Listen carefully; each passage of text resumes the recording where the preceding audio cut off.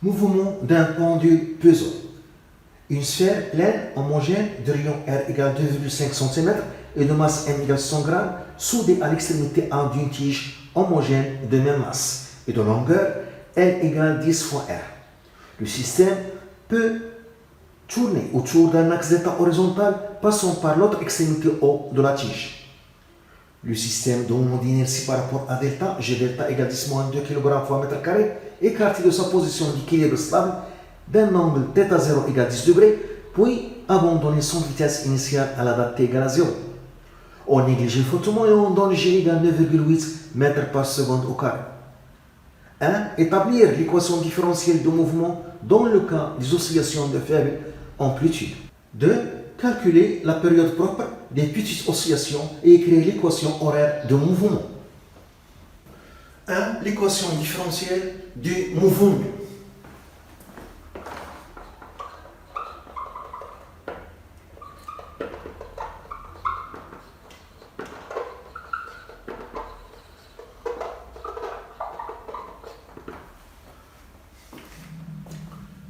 Le schéma, le pendule pesant constitué d'une tige de masse petit m et d'une sphère de même masse. Donc, la masse du système, si grand M est égal à 2M. G1, le centre d'inertie de la tige. G2, le centre d'inertie de la sphère. Et G, le centre d'inertie du système. Au cours du mouvement, le système est soumis à son poids P et à la réaction R. La réaction R, elle est inclinée dans ce cas. Pour déterminer l'équation différentielle du mouvement, on applique la relation fondamentale de la dynamique de rotation. Relation fondamentale de la dynamique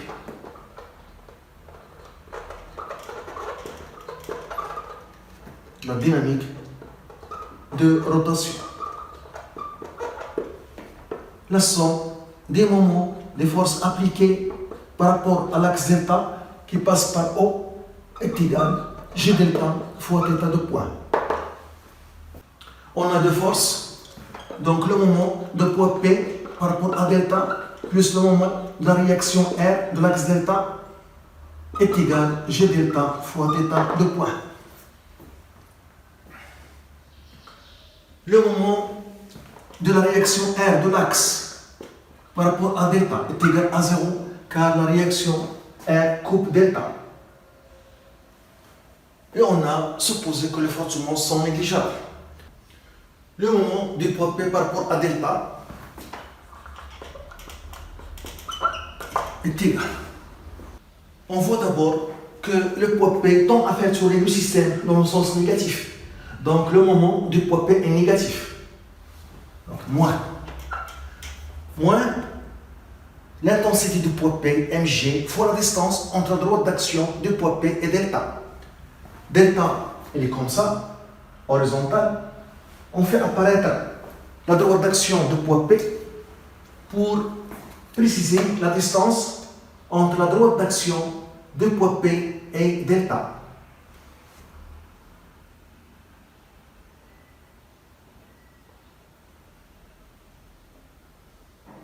C'est ça la distance entre l'axe de rotation delta et la droite d'action de poids P.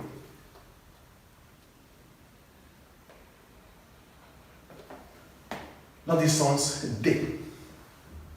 On doit avoir ici un angle droit. On fait la projection de delta sur la droite d'action. Donc c'est ça la distance D entre delta et la droite d'action de poids P. La distance D. Donc est égal moins la masse du système, c'est grand R, fois G, le poids P, l'intensité de poids P du système, fois la distance D. On a ici l'angle θ, et ici on a le même angle θ, car ils sont internes. Et la distance D, et cette distance D, entre delta et la droite d'action de poids P, c'est le côté opposé de θ, qui est égal à l'hypoténuse fois sinus θ. L'hypoténuse, c'est OG. Donc, est égal moins grand M, c'est 2M fois G fois D en G fois sinus θ. On a les données pour préciser la distance OG. Pour déterminer la distance OG, on applique la relation barycentrique. Relation barycentrique. M1 plus M2 fois OG est égal à M1 OG1 plus M2 OG2. M1 la masse de la tige, G1 le centre d'inertie de la tige, M2 la masse de la sphère, G2 le centre d'inertie de la sphère, G le centre d'inertie du système. Le point O, l'axe delta passe par le point O. On a dit qu'on a M1 égale M2 égale petit m. Donc ici on a 2m. OG est égal M OG1 plus M2 CM OG2. On peut simplifier par M. Donc 2 OG est égal OG1 plus OG2. On voit que les vecteurs OG, OG1, OG2, OG, OG1, OG2 ont la même direction et les mêmes sens. OG, OG1, OG2 ont la même direction et le même sens. Donc je peux écrire cette égalité vectorielle en module. Donc 2 OG est égal à OG1 plus OG2. 2 OG est égal à OG1. C'est la moitié de la longueur de la tige. Et nous avons dit que la longueur de la tige, c'est 10R. Donc OG1, c'est 5R. OG2, la longueur de la tige, c'est 10R plus R. Donc c'est 11R. Donc c'est égal à 16R. Donc la distance OG, c'est 8R. Donc OG est égal à 8R. Donc le moment de poids P par rapport à delta est égal à moins 2M G OG sinus θ et je remplace OG par 8R.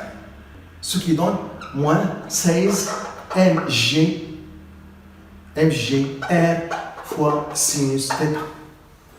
La relation fondamentale de la dynamique de rotation devient donc moins 16 MGR sinus θ plus 0, le moment de R est égal à G delta du système, le moment d'inertie du système, fois l'accélération angulaire θ de point. Donc G delta fois θ de point plus 16 M fois G fois R fois sinus θ est égal à 0. Je divise les deux membres par G delta et j'obtiens θ de point plus 16 M G fois R sur G delta fois sinus θ est égal à 0. C'est l'équation différentielle de mouvement. Le mouvement du système, c'est un mouvement oscillatoire. Aller-retour, aller-retour, aller-retour. Le mouvement est oscillatoire.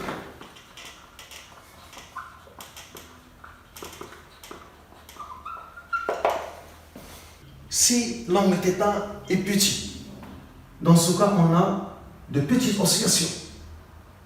Et dans ce cas, on peut faire une approximation Lorsque θ est petit, sinus θ est presque égal à θ en prenant θ en radian. Dans le cas des oscillations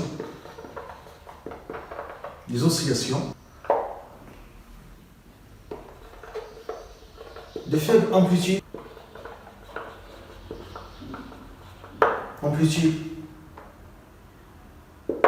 on peut écrire sinus θ presque égal à θ avec θ en radian. Θ est petit signifie que θ inférieur ou égal à 15 degrés, qui est égal à 0,26 radians. Donc, dans cet intervalle, on peut faire cette approximation. Donc, l'équation différentielle devient θ de point plus 16 n fois g fois r sur g delta fois θ est égal à 0. On a cette équation différentielle dans ce cas qui a une solution sinusoïdale. Solution sinusoïdale qui s'écrit θ est égal à θn fois cosinus de pi sur t0 fois t plus phi. De la période propre et l'équation horaire du mouvement.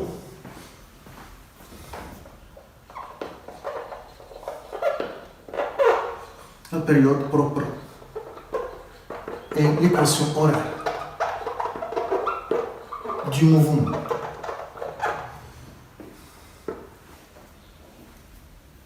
On a l'équation différentielle θ de point plus 16 mgr sur g delta fois θ est égal à 0.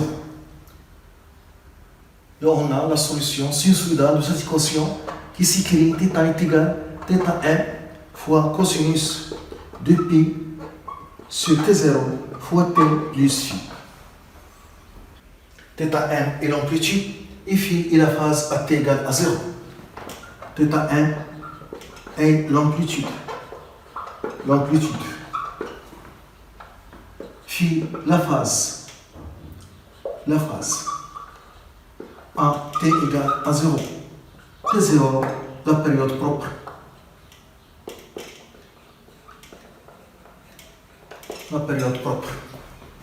L'expression de la période propre T0, donc T0 est égal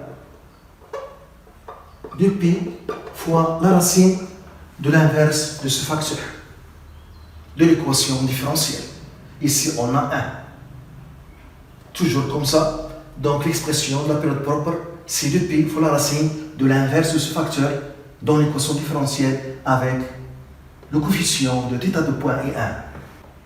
C'est g delta, l'inverse, sur 16 mgr. Application numérique. La période propre T0 est égale à 2pi la racine g delta 10 pouce moins 2 sur 16, la masse 100 grammes en kilogrammes fois 10 pouce moins 3, g 9,8,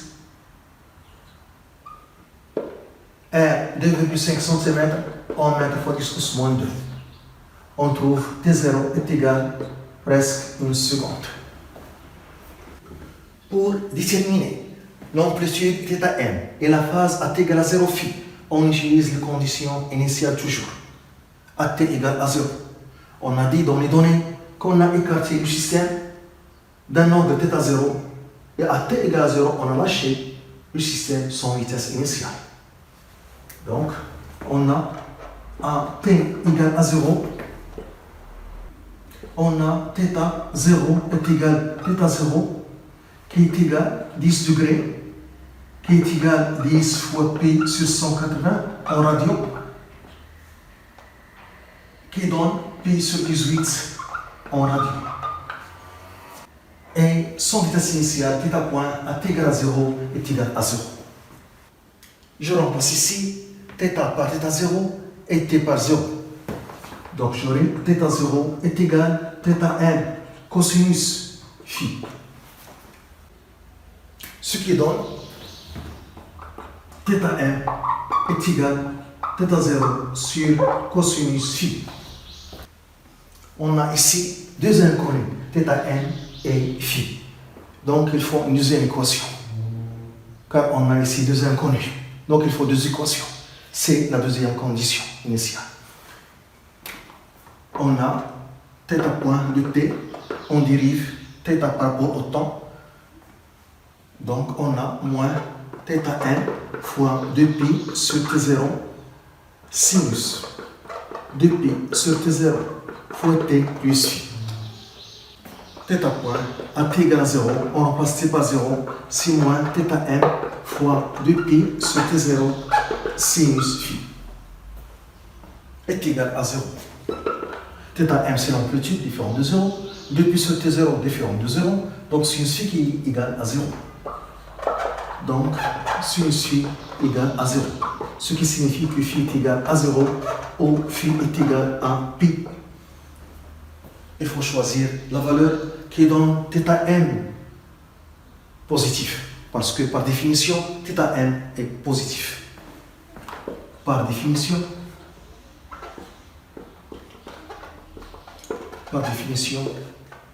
θm est positif. Donc, on choisit phi est égal à 0, car cosinus 0 est égal à 1. On trouve θm est égal à θ0 est égal à pi sur 18 qui est positif. Si on choisit l'autre solution, phi est égal à pi, cosinus pi est égal à moins 1, on va trouver une valeur négative. Par définition, toujours l'amplitude est positive. Donc on choisit phi est égal à 0. Donc θm est égal à θ0 qui est égal à pi sur 18 en radio. Donc l'équation horaire du mouvement s'écrit l'équation horaire du mouvement. θ de t est égal à θm cosinus 2π sur t0 fois t plus phi. C'est l'équation horaire du mouvement. C'est une expression littérale. Maintenant, l'expression numérique de l'équation horaire du mouvement s'écrit en fonction du temps. θm, on a trouvé θm, c'est pi sur 18. Cosinus, on a trouvé t0, c'est une seconde. On a trouvé phi égal à 0. Donc, 2π fois t. C'est l'expression numérique de l'équation horaire du mouvement. C'est l'équation horaire du mouvement qui est une rotation sinusoïdale. La nature du mouvement est une rotation